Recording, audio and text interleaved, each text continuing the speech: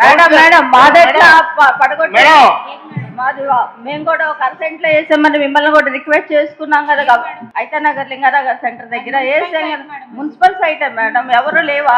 ఎక్కడా లేవు. ఒక మున్సిపల్ సైట్ లో ఎక్కడ వచ్చినాయి లేవా?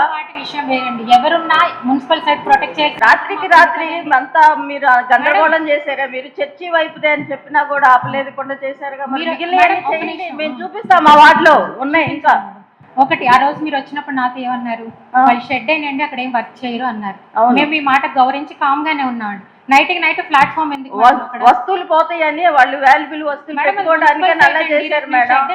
అర్సెంటే కదా మేడం, మున్సిపల్ సైట్ వాళ్ళు ఎవరు ఆక్యుపై చేయలేదు కదా. మున్సిపాలిటీకి మేము కూడా వేసుకుంటున్నారండి, దానికి ఎవరు ఎప్పుడు అబ్జెక్షన్ పెట్టలేదు కదా మేడం. పర్మనెంట్ గా షెడ్ వేయడం ఎందుకని మున్సిపల్ సైట్ లో? మున్సిపల్ సైట్ లో ఎవరు ఇంకా ముందుకు రాలేదా మేడం? ఎక్కడ చూడలేదా మీరు? మేము చూపించమంటారా? మా వార్డులో చూపించమంటారా? మీరండి ఇదిగో ఈ రోజుని ఈ అమ్మాయి ఒక లేడీ మా ఇంటి ముందు కొట్టు పెట్టుకొని ముందే అమ్ముతుంది అమ్మాయి. మేడం మీకు కూడా చెప్పాను, నేను కారులో వెళ్తా ఎన్నోసార్లు చూపించాను. నేను నైట్ 10:30 దాటిన తర్వాత మా ఇంటి ముందు మేడం కొట్టు పెట్టుకొని ముందు మగపిల్లలు చూడండి ఎట్లా ఉన్నారు. కంప్లైంట్ ఇస్తే పోలీసులకి ఎంతో కొంత ఇచ్చి మేనేజ్ చేసుకుంటున్నారు. మరి వాళ్ళని ఎందుకు పట్టుకోరు మేడం?